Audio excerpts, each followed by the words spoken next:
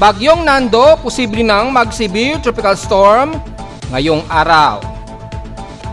At inaasahang maaabot sa typhoon category either bukas o sa linggo. Na posible namang umabot sa category 4 or 5 paglapit nito sa bandang Babuyan Islands sa darating na Martes o Lunes. Posible pa ba itong dumaos-dos? Alamin. Dating bagyong Marisol, isa ng ganap na tropical storm na nagraragasa na ngayon sa may bandang Shanwei, southeastern China. Kaya patuloy na pag-iral ng habagat rains sa kanlurang bahagi ng Nodo Luzon, maging dito sa bahagi ng southeastern Luzon at west portions. Eastern portions sa southeastern Luzon at eastern Visayas, nakakaranas na sila ng mga kalat-kalat ng ulan bunsod ng monsoon trap o surface trap ni Nando. At posibleng susunod kay Bagyong Nando na mamamataan sa silangan ng Mindanao. Alamin.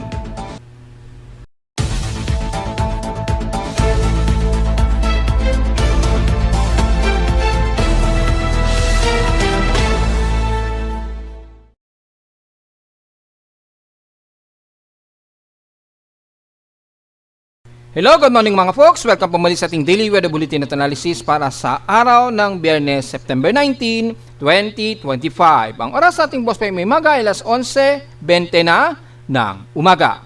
Bagamat medyo gloomy at overcast sa Metro Manila, pero sa hilagang bahagi pa rin, lalo na sa kanlurang bahagi ng Nodo Luzon, patuloy na makakaranas ng mga kalat-kalat na paulan dahil sa bugso pa rin ng ating habagat sa timog kanluran nga nahahatak ni Bagyong Mirasol o dating Bagyong Mirasol nga po na nandyan na nga po sa may bandang Hong Kong o malapit sa Hong Kong.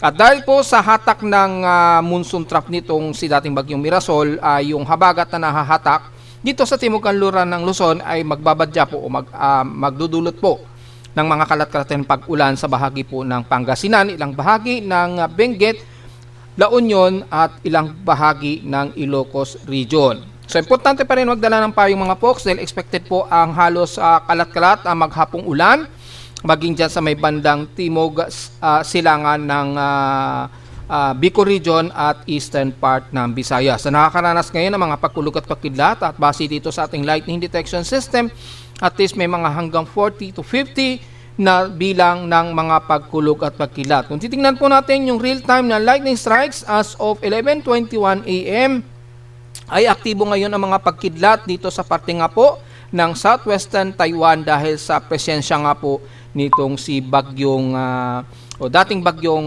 Mirasol. At dahil po dyan, malawakan ang naging pag-ulan ngayon dyan sa may bandang kanluran ng extreme Nodo Luzon. Ito po yung satellite imagery na kasabay ng mga pagkulog at pagkidlat dito. Ayan, aktibo po ang mga pagkulog at pagkilat ngayon dyan. So, ilang bahagi nga po ng Lawag, Ilocos Norte, ilang bahagi ng Batanes, Group of Islands o Babuyan Islands, especially sa may bandang Calayan, Cagayan, ay may mga pag-ulan na may pagkulog at pagkilat na iiral.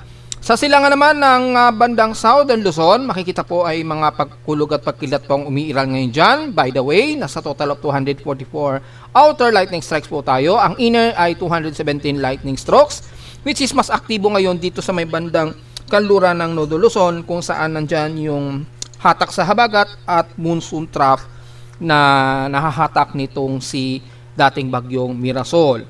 So hindi pa masyado ramdam dito ang malawakang pag-ulan, pero kitang-kita naman natin ang pag-iral o paglapit nitong si Bagyong Nando na mas matapang ang development niya, at makikita natin na napakalawak na ng kanyang upward low at napaka-organize na ng kanyang sirkulasyon. Kaya nagdudulot na ngayon ng malawakang pag-ulan sa iba't ibang bahagi ng Bicol Region, kabilang ng Catanduanes, Sorsogon at east portions ng Visayas. Ayan o, mga nagmo-moderate to heavy rain na nga po dito sa may bahagi nga po ng Eastern Samar. So ingat po sa mga potential na pagbaha, at malamang ay suspendido na po ang klase dyan sa may bandang Eastern Visayas at southeastern part ng Luzon dahil nga po sa makaranas na sila ng unti-unting pagsungit na ng panahon dyan at unti-unti na rin paghatak sa habagat. Kaya ngayong araw unti-unti na namang sasama ang paligid natin dahil sa mahahatak na habagat at magbubunsod dyan ng malawakang pag-ulan manggagaling muna sa may bandang kaluran ng Visayas. Ganon din sa hilang bahagi ng Mindanao, sa Eastern Mindanao ay nakakaranas po ng mga pag-ulan bunsod ng monsoon trough ni Bagyong Nando.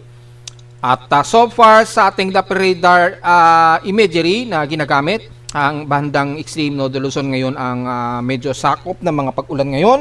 At dito sa Metro Manila, medyo gloomy po tayo. Tinasahan pa rin ang mataas na tsansa ng pag-ulan sa maghapon. Base na rin sa ating 3-day forecast and some prediction, mostly 100% chance of rain. At this whole weekend, matataas ang tsansa ng pag-ulan. Well, obvious nga po dahil unti-unti susungit na naman ang ating panahon dahil nga po dito sa presensya na paglapit nitong si Nando.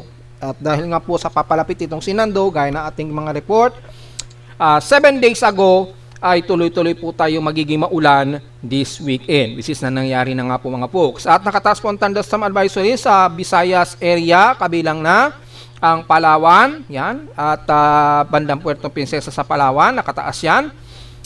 At 1 to 2 hours ang effectivity ng forecast nito. Sa NCR naman, well, kasama na ang Zambales, Pampanga, Bataan, yan, may mga kalat-kalat po na umiiral na mga pag-ulan ngayon dyan. So, expected po yan, 2 hours po ang effectivity niyan. Importante po ang payo ngayong araw. At sa ating current conditions, overcasting gloomy tayo. So, mahangin na po. Medyo nararamdaman na natin yung hatak sa habagat. Kaya dito sa amin sa Caloocan ay medyo windy na kami sa Caloocan. Overcast and gloomy ang nasa paligid namin ngayon. At base sa ating CCTV snapshots, ay medyo overcast po ang paligid sa amin. Kaya asahan pa rin ang mga kalat-kalat na pag-ulan dahil kanina madaling araw nagkaroon tayo ng mga bugsoan ng mga buhos ng ulan mula kaninang madaling araw po. So medyo hazy pa rin ang paligid natin.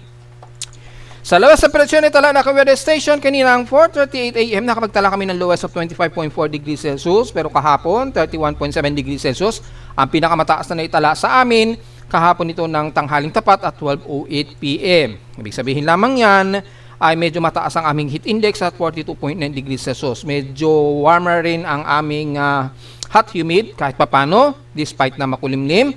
Base na rin dito sa heat index namin na pumalo na 42.9 degrees Celsius. So kung titingnan naman natin sa pinaka-forecast na magiging heat index ngayong araw, diretso agad tayo sa may bandang katimugan ng bansa dahil medyo saturated pa rin ang buong Luzon. Sa amin sa weather station, as of 10:26 AM, 38.9 degrees Celsius ang aming extreme caution ngayon. So makikita, medyo mapalo pa rin sa 41 degrees Celsius ang aming highest extreme caution na heat index. So 40 degrees Celsius to 41 degrees Celsius, pero comfortable o medyo manageable po ang heat index namin sa Caloocan dahil nga po sa magiging makulimlim tayo. Ayan, kita nga po, mababa ang aming heat index. So kung titingnan naman natin sa iba't ibang bahagi ng bansa, diretso agad tayo sa katimugang parte ng bansa since ang bahagi nga po ng Northern Luzon ay medyo makulimlim na rin at patuloy pa rin na umiiral ang mababang temperatura dahil sa patuloy na overcast and gloomy ang paligid. So magsimula agad tayo sa may bandang Cebu area, ang heat index sa inyo dyan.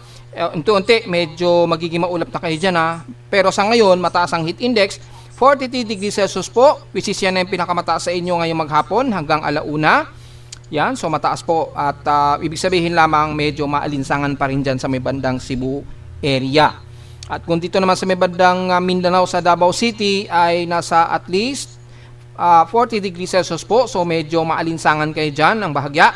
At yan ang pinakamataas sa inyo hanggang maghapon, mamaya hanggang alas 2 na po yan ng hapon. So importante po ang payo mga folks sa habang hindi pa kayo masyado nakakaramdam ng southwesterlies dyan. Sa may bandang Zamboanga Peninsula ay 39 degrees Celsius po. So at least dito medyo overcast ang paligid ninyo at hindi naman ganun katindi ang alinsangan sa inyo. Pero mukhang umaaraw-araw kaya importante pa rin ang payong mga folks.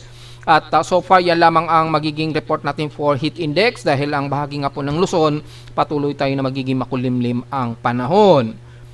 Sa ating PH extremes in past 24 hours naman, ang una, sa Zamboanga Peninsula sa may pinaka-highest air temperature na 33.7 degrees Celsius. Sa lowest temperature sa Baguio ay 17.2 degrees Celsius po. At sa Inulan ang Tanay Rizal, grabe ang naging buhos nila kahapon at 75.8 mm na total rainfall. Samantalang sa amin sa Caloocan kahapon, 11.10 mm lamang ang total rainfall namin.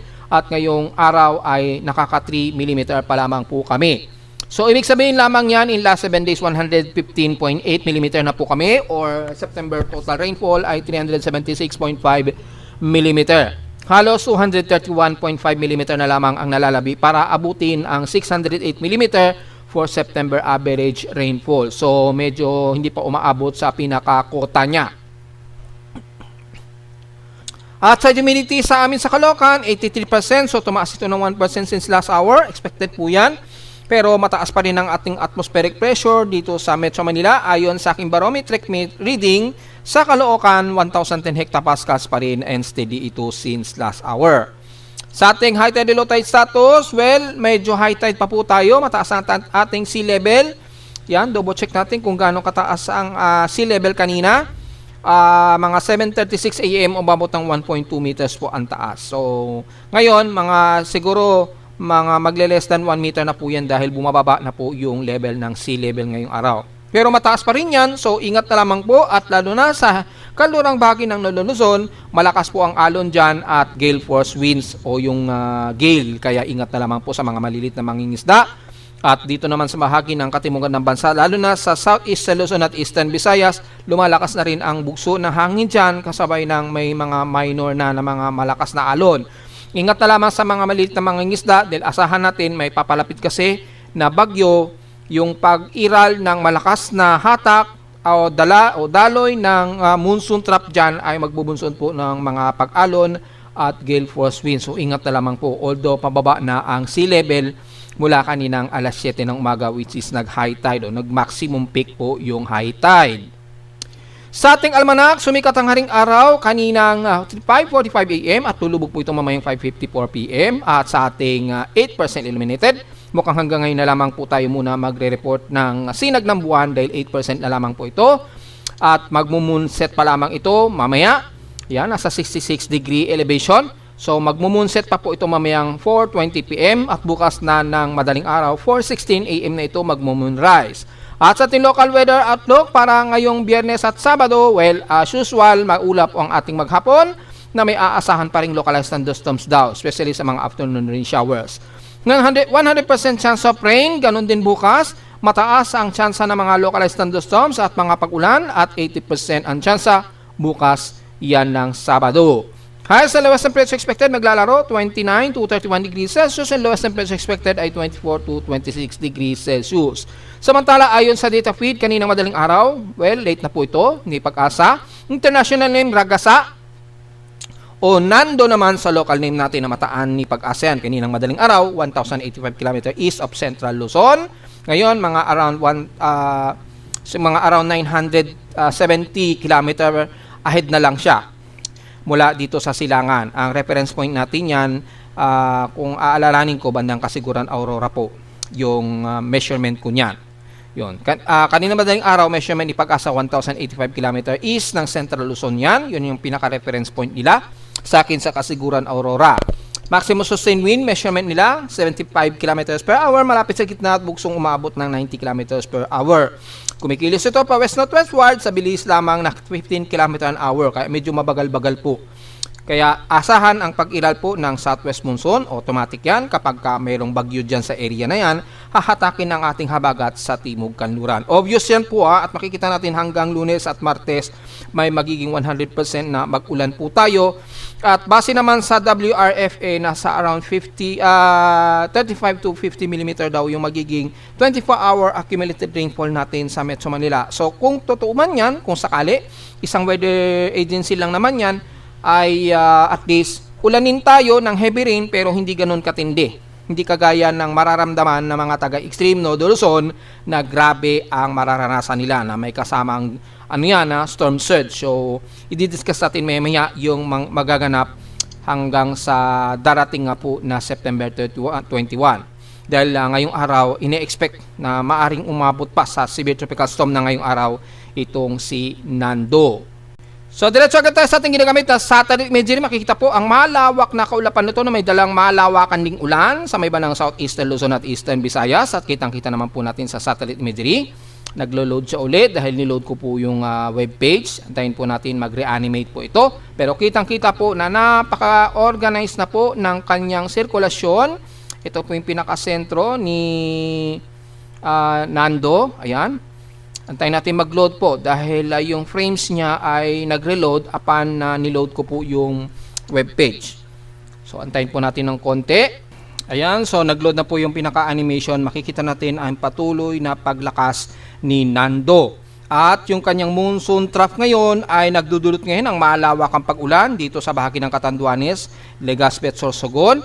At sa bahagi naman ng Northern Samar sa may bandang Lawang, yan, i-double check natin yung area, yan, Lawang, Northern Samar, hanggang Bubon na po yan, maabot na rin sa bandang Maslog, Oras, Dolores po.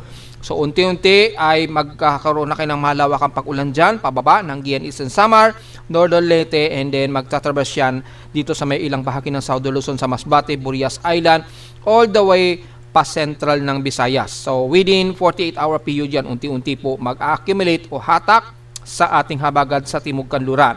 Sa ngayon sa extreme Northern Luzon, kung babalikan muna natin, magsisimula tayo sa hilagang bahagi, magiging maulan po kalat-kalat ang parte ng Ilocos Region, La Union, Benguet, hanggang Pangasinan po yan. Kasama na ang bandang Bataan, kaya nakataas po ang thunderstorm advisory dyan.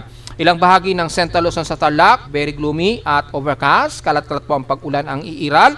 Pero dito sa ilang bahagi pa rin ng Cagayan Valley, at least medyo moderate muna ang lagay ng panahon. Medyo katamtaman, pero partly to mostly cloudy po kayo dyan. So medyo magiging maaraw muna ang iiral sa inyo maghapon. Mga kalat-kalat na pag-ulan na may pagkilat at pagkulog ang naka-forecast pa rin sa inyo dyan. So, importante po ang payong mga folks. Maging sa ilang bahagi ng Apayao, Kalinga Apayao, Ifugao or Mountain Province, and the rest ng pababa ng bandang Nueva Vizcaya hanggang Central Luzon po yan. So, magiging maulap po tayo at asahan muna ang mga kalat-kalat na pag-ulan since medyo malayo pa naman yung range nitong si Nando kaya hindi pa masyado mararamdaman ng mga taga Cagayan Valley ang epekto nitong si Nando. Sa ngayon, yung epekto ng hatak sa ating habagat sa kanluran ng Northern Luzon dahil sa dumaan itong dating bagyong si Mirasol, yung hatak sa habagat ay nagdudulot po ng pag-ulan sa nabanggit natin sa kanluran ng Northern Luzon. Mula sa bahagi nga po ng San Jose o Nueva Ecija, Tarlac, hanggang Pampanga, hanggang Bulacan, very gloomy po at overcast tayo. So may mga kalat-kalat na pag-ulan na may pagkilat at pagkulog, maging dito sa Metro Manila. Ilang bahagi dyan sa Rizal hanggang sa may bandang Infanta Quezon, Dingalan at Baler Aurora. Magiging maulap din ang ilang bahagi sa may bandang Tagaytay, Batangas, yan, sa Lipa, hanggang Rosario. At ilang bahagi sa Laguna, kabilang na ang Santa Maria, Luisana, Lucban, Tayabas at Lucena. Magiging isolated muna ang mga kalat-kalat na pag-ulan sa inyo dyan. Overcast and gloomy rin ang iiral at pagdating dito sa may bandang Atimonan, Quezon at rest ng Camarines Norte, overcast and gloomy rin tayo dyan. So medyo umaraw-araw pa sa inyo dyan kahit paano, pero magiging makulimlim at asahan ang mga kalat-kalat na pag-ulan na may pagkidlat at pagkulog. Ganon din silang bahagi pa rin ng Camarines Sur dyan sa may bandang Siruma, Timamnak, Naga, o Kampo hanggang Iriga. Medyo katamtaman pa. Medyo nagmumoderate pa ang lagay ng panahon sa inyo dyan. Pero expected ang mga isolated case of rain showers na may mga localized thunderstorm. At pagitan ng Iriga, papasok na yan ng Legazpi. Dito, unti-unti, medyo sumasama na po ang panahon. Mula dito nga po sa may bandang Lingaw hanggang papasok na po ng Albay, Sorsogon at Legazpi. Asahan na po na unti-unti makakaranas tayo kayo ng mga kalat-kalat na pag-ulan. Unti-unting moderate to heavy rain showers at pagtawid na po yan ng bandang Northern Samar po. Teres ang bandang Central Luzon pababa, mula dito sa bandang Nueva Vizcaya, binanggit na po natin kasama na ang Metro Manila. So ang Mimaropa na ngayon ay magiging katamtaman muna ang panahon. Since yung southwesterlies medyo malayo ng distansya ng konti dahil lumayo na nga po yung distansya ni dating bagyong Mirasol. So habang hahatak niya itong habagat dito sa may bandang West Philippine Sea, medyo katamtaman muna at medyo nagmo-moderate ang panahon muna sa may bandang Palawan. Mga ilan kalat-kalat lamang ng mga pag-ulan na may pagkilat at pagkulog dyan sa parte ng Puerto Princesa at ilang parte dyan sa may bandang Taytay, bandang El Nido, yan. Pero at least medyo moderate maging sa bahagi ng Mindoro, kaya medyo magiging mas maaraw kayo dyan ngayong tanghali. pero asahan na mga isolated case of rain showers and localized thunderstorms sa maghapon. Ganon din ang iiral, medyo moderate muna sa may bandang Marinduque, Romblon at ilang bahagi ng Burias Island. Pero habang sa lumalapit po yung bagyong Sinando unti-unti magiging maulap na naman tayo sa loob ng 48 oras at asahan na ang unti-unting mga kalat-kalat na pag-ulan. Sa bandang Visayas naman, sa kanluran, medyo katamtaman muna pero unti-unti magiging partly cloudy to mostly cloudy tayo dyan sa may bandang Panay Island at Negros Region. Isolated ang mga pag-ulan din ng iiral at makikita natin hanggang Cebu at Bohol. Medyo moderate, partly to mostly cloudy pa lamang ang medyo umaabot. Pero unti-unti nang sasama ang paligid ni John unti-unti habang lumalapit itong si Nando o habang unti-unting nahahatak ang ating habagat dito. So, pagka lumakas na po yung water vapor sa may bandang kanluran ng Visayas, unti-unti magiging makulimlim na tayo at asahan na ang medyo maulan na panahon. Sa may bandang Mindanao naman, asahan natin na medyo maulap at kalat-kalat po ang pag-ulan na umiiral ngayon, lalo na sa eastern portions ng Mindanao mula sa Surigao Region, Caraga area at pababa ng Davao de Oro, kabilang na ang bandang Governor Generoso. Ilang parte ng Davao Region, medyo katamtaman pero magiging partly cloudy to mostly cloudy iiral. So expected pa rin mga isolated case of rain showers and localized thunderstorms sa hapon. Ganon din sa may bandang Sorsogon, Barm, Maguindanao del Norte at ilang parte ng Lanao del Sur at central ng Bukidnon. Magiging kalat-kalat ang mga pag-ulan na may pagkilat at pagkulog pero at least unti-unti lamang na medyo hindi pa ganon ka-concentrated ang hatak dito sa ating southwesterly sa may bandang Mindanao. At makikita natin na medyo umaaraw-araw pa kahit papano maging sa Zamboanga Peninsula na may mga mahihina at katamtamang pag-ulan o isolated rain showers muna ang iiral sa halos buong Mindanao area. Ganon din sa may bandang west portions ng Visayas. So, magiging mas maulan po at very gloomy pa rin ang iiral sa buong bahagi ng Northern Luzon at ilang parte ng southeastern Luzon at eastern Visayas habang lumalapit itong si Nando. So, i-discuss po natin yung magiging pag-ulan natin mula ngayong umaga. Makikita natin ay medyo hindi pa masyado ulanin ang ilang bahagi sa Luzon, sa eastern portions ng Luzon, southern Luzon, west portions ng Visayas, Mimaropa at Mindanao area. So, medyo compact pa at malayo nga po ang hatak muna sa habagat dahil may distansya po o malayo po sa distansya sa ngayon nitong dating bagyong si Mirasol. So sumasama muna kasi sa kanya yung habagat. Pero oras na itong si Nando, lumapit na ito sa may bandang northeast ng Luzon, unti-unti na naman niyang hahatakin ang ating habagat na mabubunso yan ng mga malawakang pag-ulan. Sa ngayon hindi pa muna ganyan ang mangyayari. Medyo malayo pa kasi ang distansya ni Nando. Mamayang hapon naman, 2 o'clock PM, tingnan po natin kung magiging maulan na tayo sa hapon.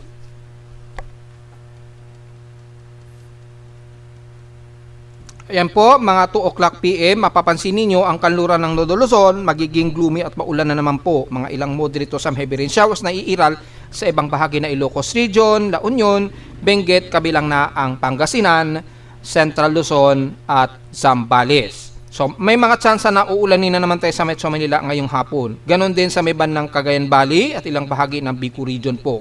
Yan o. Sa Mimaropa, may mga tsansa pa rin ng mga light to moderate showers, west portions ng Visayas at Mindanao. May mga ilang kalat-kat na pag-ulan ang iiral mamayang hapon. So, importante po ang payong na dadalhin lalo na unti-unti magiging maulan na naman tayo sa hapon. Kagaya lang din po kahapon, so importante ang payong.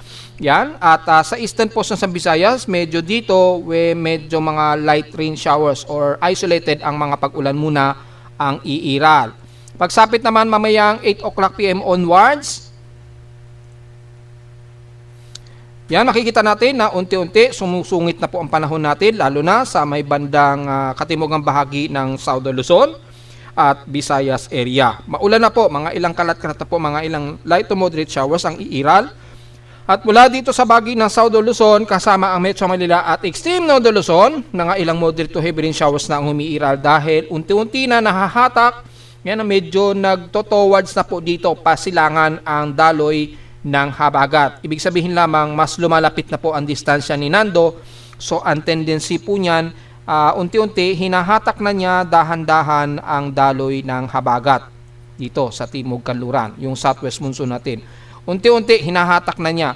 Kasi nagkakaroon pa ng hatakan between Mirasol, dating bagyong Mirasol, at ni Nando. So medyo nag-i-split pa. Pero sa mga ganitong oras na ito, mapapansin ninyo, unti-unti na niyang hinahatak yung ibang habagat dito, pasilangan. So dahil po dyan, nagiging maulan na o heavy rain ang parte ng Ilocos Region hanggang Zambales sa Central Luzon, damodamay na sa Metro Manila at ilang bahagi nga po ng Southern Luzon, West Portion sa Visayas at Mindanao. So malinaw naman po na unti-unti nagkakaroon na ng improved progress ang magiging pag-ulan natin this weekend. So medyo maghanda-handa po tayo mga folks. So diretso agad tayo sa ating ginagamit ang computer-generated tropical cyclone sector. Makikita po parehong tatlo na aktibong bagyo na po ang nakikitaan natin dito. Although itong dating bagyong Mirasol, yan, dating bagyong Mirasol na tinawag na mga po sa international name na Neoguri. Yan, si Neoguri. At yung isa naman, yung 91W ay nasa under tropical storm na po ito, pero yung 1 minute average ay severe tropical storm. So malayo naman yan, hindi masyado concern. Nagpapaulan ngayon sa may bandang southeastern China itong si dating bagyong Mirasol. Pero ang mas tinututukan natin ngayon, itong si Nando, as of 11:45 AM ngayon, ang central air pressure na niya napakababa na po, 998 hectopascals. So papasok na siya sa pagiging severe tropical storm anytime ngayong maghapon. Ang kanyang 1 minute average sustained wind, maximum sustained 80 km per hour, bugsong umaabot ng 104 km per hour. Under tropical storm category pa rin ito. Pero sa 10 minute average, 70 km per hour, under tropical storm category din, at bugsong umaabot ng 91 km per hour. Kumikilos ito, pakanluran, sa bilis na 18 km an hour. So pakanluran na po ang kilos niya, unti-unti, lumalapit. Pero hindi ganun kabilisan pa ang kanyang kilos. Nagkakaroon pa ng bahagyang resistance. At medyo naaantala ang galaw niya dahil malakas po yung kanyang environmental steering environment sa kanya. So medyo hahatak pa siya dito sa sentro na ito kung saan malakas po yung environmental steering environment. So makita po ang satellite imagery dito sa ating Himawari monitoring kasabay ng location ng tropical cyclone na ito na si tropical storm na si Nando. International name, Ragasa. So alam naman natin sa Tagalog, sa atin, kung ano ibig sabihin ng Ragasa. Ewan ko lang sa kanila sa ibang bansa kung anong ibig sabihin sa kanila ng Ragasa. Pero sa atin, ang ibig sabihin sa atin ng ating Ragasa, alam mo natin, parang bagyo rin na rumaragasa. So ganun po ang meaning sa atin yan. Ewan ko lang sa ibang bansa na meaning sa kanila ng Ragasa. Anyways, ay makikita natin as of 11:45 AM yung distansya nitong si Nando. Kukunin natin yung reference point pa rin sa may bandang Kasiguran Aurora dito dahil yan ang pinaka-elevation niya. Yan, mula sa Kasiguran Aurora pa rin yung reference point natin. Nasa layong 911 km na ito east ng Kasiguran Aurora na. So, less than 1,000 km na po yung layo niya. Ibig sabihin, dahan-dahan na itong lumalapit sa Northern Luzon area. Yan. Yung kanyang maximum sustained wind na nga po, nabanggit natin, almost pa severe tropical storm na siya. Yan. So again, magkaiba po yung wind speed kapag 10 minute at 1 minute average ha. Take note yan mga folks. At mula naman sa ating tropical cyclone track combination, tatlo na po na weather agencies ang aktibo sa ating ginagamit na tropical cyclone track combination between Japan Meteorological Agency Pag-asa at Joint Typhoon Weather Center. So, maraming nagsasabi, dadaos-dos na ito. Well, again, hindi natin niruled out ang posibilidad na ito ay dadaos-dos pa. Sa ngayon, sa kasalukuyang forecast natin o yung data feed mula sa aktibong tatlong weather agencies, ay ang tutumbukin pa lamang nito ang mga isla nga po ng Babuyan Island. Sa no? Tatawirin nito ang Babuyan Island at tatraverse hanggang bandang Calayan, Cagayan. Yan muna ang sa ngayon na ang magiging tumbok ng bagyong si Nando. At naaayon sa tatlong weather agencies, kay Japan Meteorological Agency, ayan na po, 180 kilometers po yung maximum sustained wind nila, kay Pag-asa, at kay Joint Typhoon Weather Center. Dito, makikita ninyo dito, kung pagbabasayan natin dito, nasa 222 kilometer. Category 4 super typhoon ito sa 1 minute average. Ayan, oh. So category 4 typhoon ito or super typhoon category sa atin dahil lumagpas na ito. Nasa 222 km per hour ito, nabugsong 278 km per hour. Ang araw nito, mga September 22 po iyon. So September 22, Monday. Yan ay sa 1 minute average siya, pero dito sa atin sa Pilipinas ay nasa super typhoon na rin siya. Ayon dito sa latest feed ni Pag-asa, ayun, super typhoon na rin siya. So medyo magkatugma sila ngayon ng Joint Typhoon Weather Center. Samantalang kay Japan Meteorological Agency, 180 km per hour po yung maximum sustained wind niya. So halos papasok na rin sa range ng pagiging super typhoon category nito. Then, kasi 120 km per hour typhoon category nito, then yung super typhoon category natin almost lalagpas na ng 180 km per hour, di ba? Since kailangan pa ng at least 185 km per hour para umabot sa pagiging super typhoon category. Dito kay Japan Meteorological Agency almost, 180 km per hour po yung bugso niya by September 22. So, typhoon category pa rin siya, pero halos category 3 na po ito na typhoon. So, malapit na siyang super typhoon. Pero kay Joint Typhoon Weather Center, 222 km per hour na po siya. So, category 4 typhoon na ito or super typhoon naman sa atin sa Pilipinas. Ayun, super typhoon siya, base dito. So, sa September 22 po yan or Lunes na yan. Pero, kung titingnan natin sa kasalukuyang lokasyon ni Ragasa or ni Nando, makikita natin ay naglalaro. Sa severe tropical storm po ang inaasahang aabutin. So mapapaaga po ata ang magiging pagiging severe tropical storm ni Nando. Yan. Pagpalo niya dito mga hapon o bago mag alas 8 ng gabi siguro, estimated ahead of time, base dito ay magiging severe tropical storm na siya. So mukhang hindi na siya paaabutin bukas ng madaling araw. Yan. Ganon din kay Japan Meteorological Agency, kung titingnan nyo po, severe tropical storm na rin yung nakikitaan dito around 90 km per hour na o bugsong 126 km per hour. Ayon yan kay Japan Meteorological Agency. Yan yung data feed niya. Yan. At kay ano naman, Joint Typhoon Weather Center, siyempre severe tropical storm na sa kanila yan dahil 1 minute average nga po na may 102 km per hour at bugso umaabot ng 128 km per hour. So, severe tropical storm na po sa kanila yan. So, yun po yung kasalukuyan niya na track at yung magiging kilos nito, maghihilagang kanluran pa rin siya. And then, base dito sa data feed ng Japan Meteorological Agency, mga linggo nga po. Mga linggo ng madaling araw, so 2 o'clock AM ng linggo, ay tuluyan daw itong magiging typhoon category na. Sa data naman ni Pag-asa ay mga Sabado po ng gabi, inaasahan daw na magiging typhoon category ito. Ganon din sa pinapakita ng Joint Typhoon Weather Center.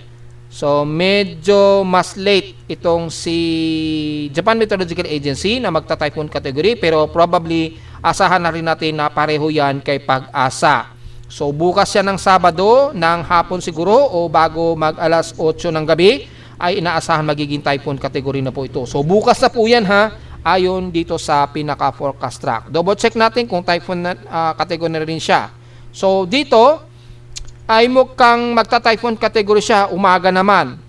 Yan, severe tropical storm to typhoon category ayon sa data feed Pag-asa. So mukhang Sabado pa lamang o bukas po ng umaga, mukhang aabot na siya sa pagiging typhoon category. Ito mga bandang hapon po. So ibig sabihin, kung magta-typhoon category siya bukas ng umaga, asahan na natin sa maghapon, magme-maintain siya as typhoon category.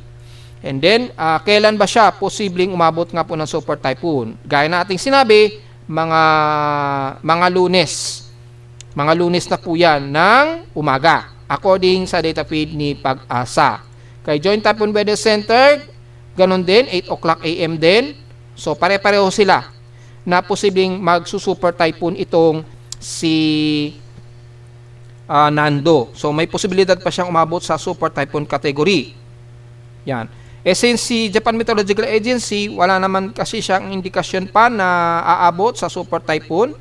Yan, 162 kilometers per hour lamang. So, base kay Japan Meteorological Agency sa data feed, hindi siya umaabot ng super typhoon pa. Base dito sa pinakahuling forecast track. Kung i-filter out natin kay Japan Meteorological Agency, ito po yung magiging cone of uncertainty niya. Ayan.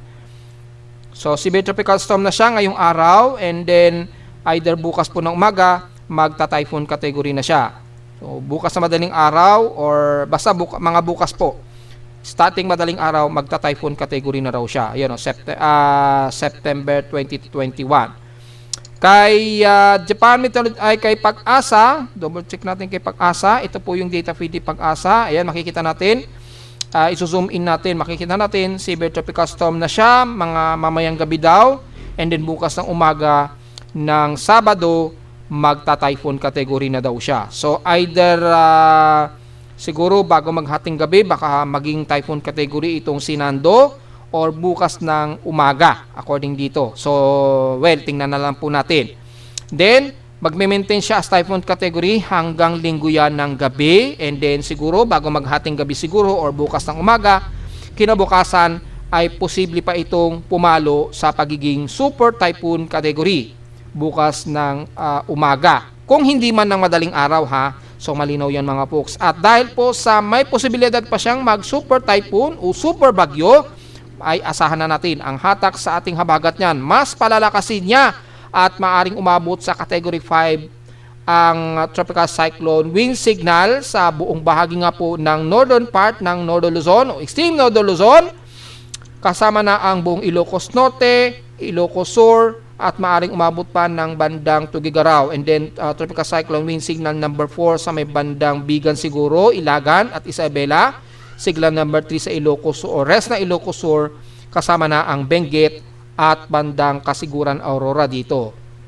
So baka umabot sa Metro Manila ang pagiging tropical cyclone wind signal number 1 natin or 2, alanganin na po sa may bandang Central Luzon.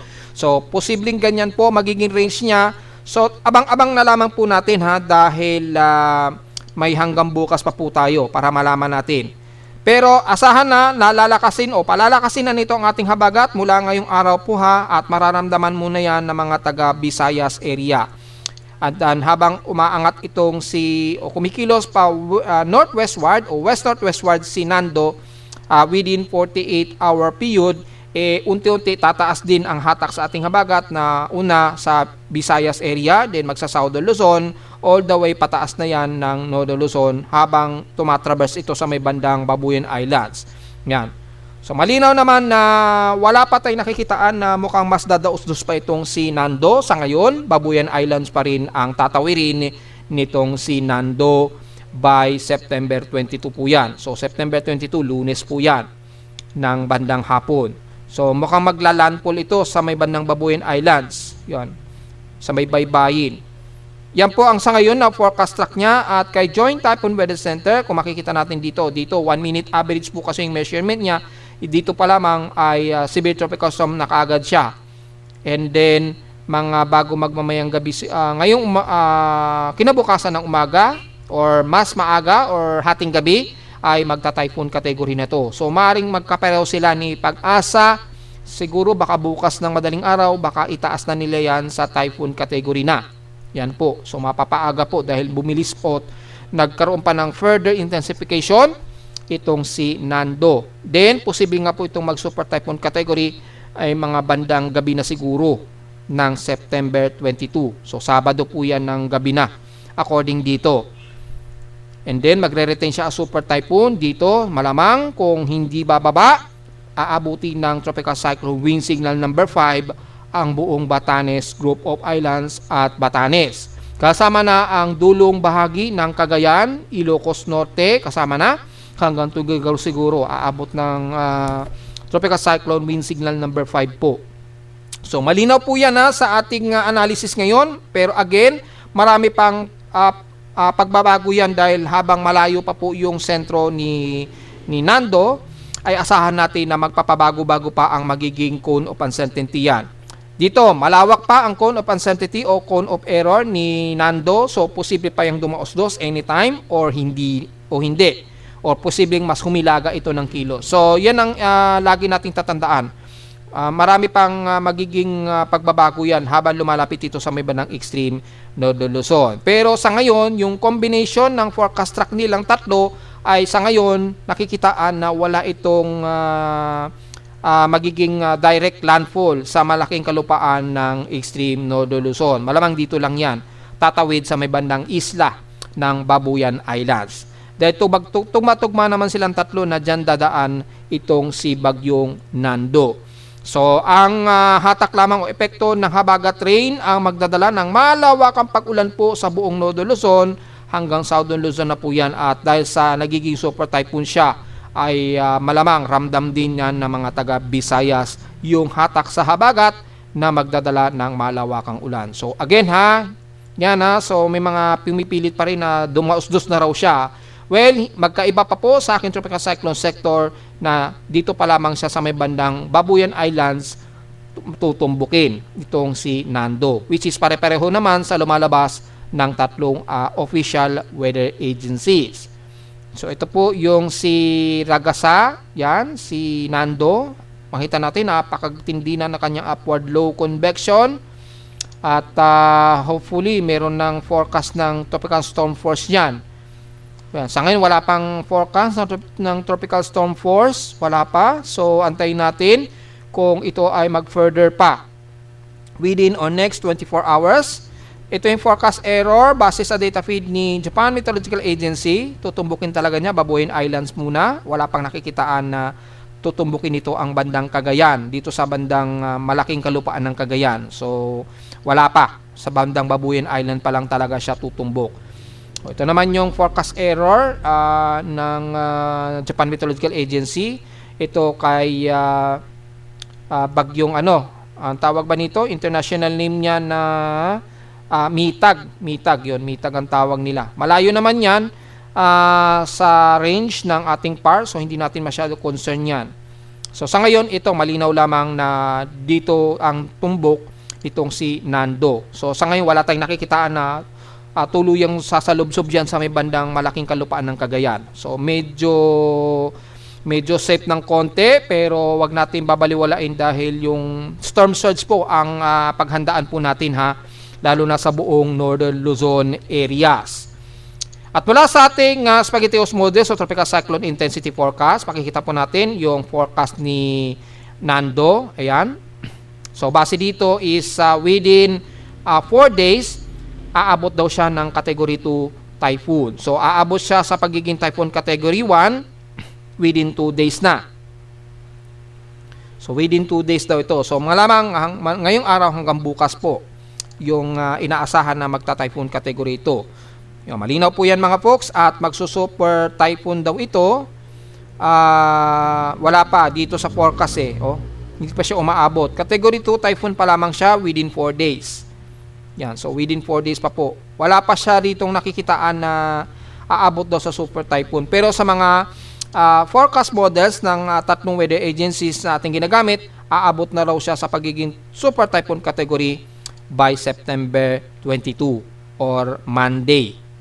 Yan, Monday na po yan daw ng umaga.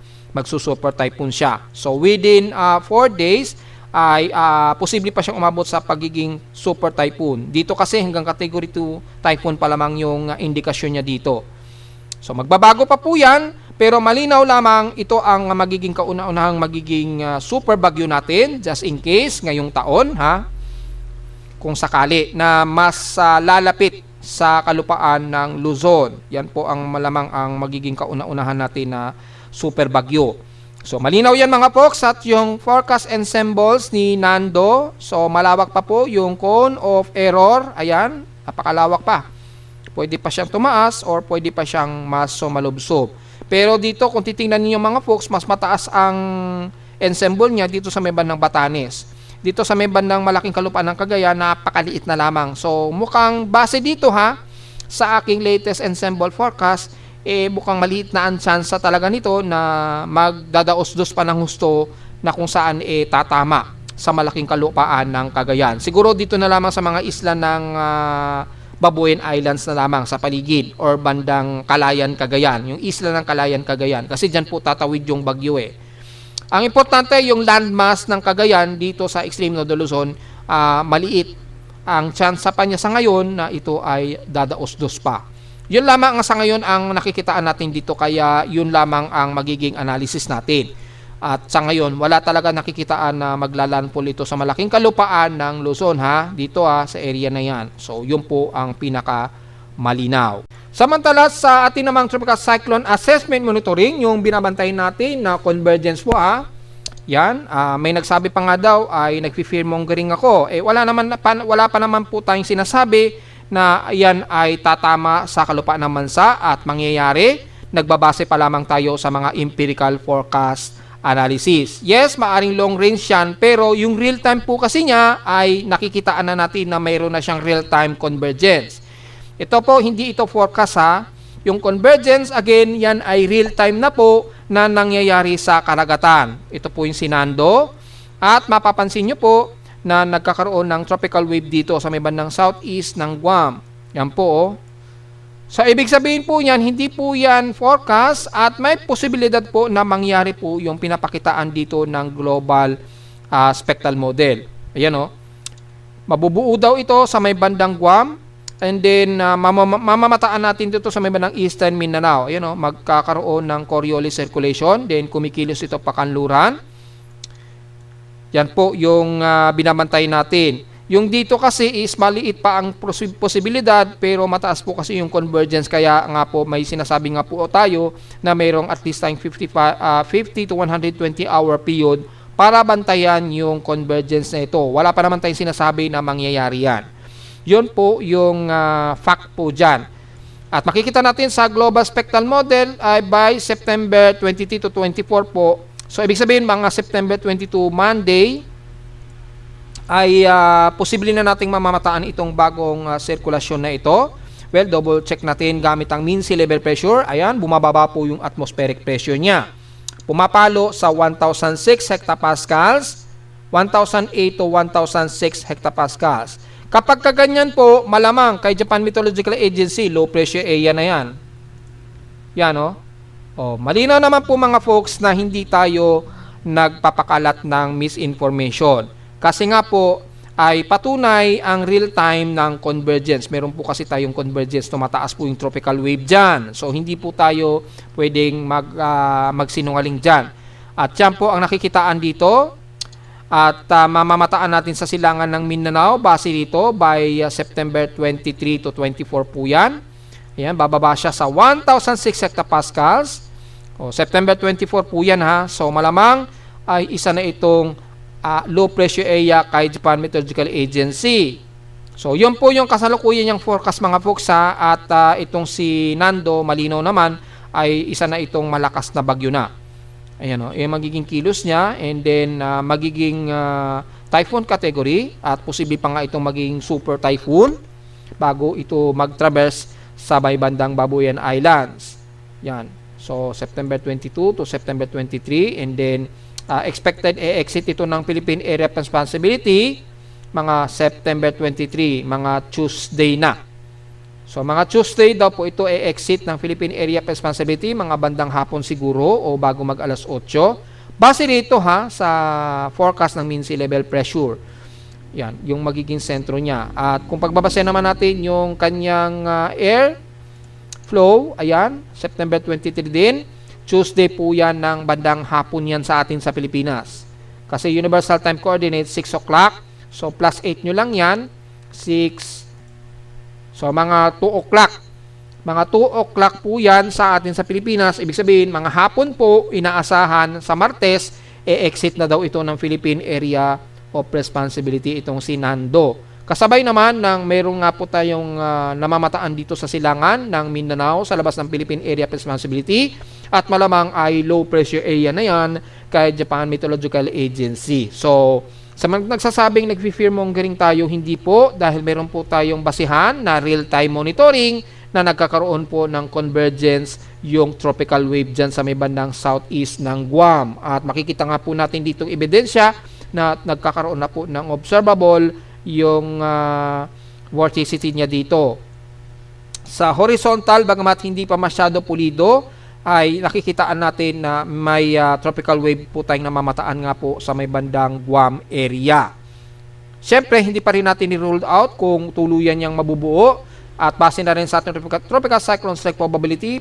Dito kay Nando ay makikitaan ay magiging epekto ang malawakang epekto sa bandang northern at extreme northern Luzon at yung binabantay natin sa may bandang Guam at least mga nasa 10 to 20% yung strike probability niya. So mas maapekto mo na yan sa may bandang Guam, hindi pa masyado sa Pilipinas. Kaya babantayin nga po natin ito within 120 hour base na rin sa aking huling report 2 days ago po. So malinaw po yun mga poksa. Hindi pa natin niro-ruled out yan at mananatili nating binabantayan. Hindi ko pa naman sinabi yan na tuloy-tuloy yan na magiging bagyo. Wala pa po tayong binabanggit na ganun.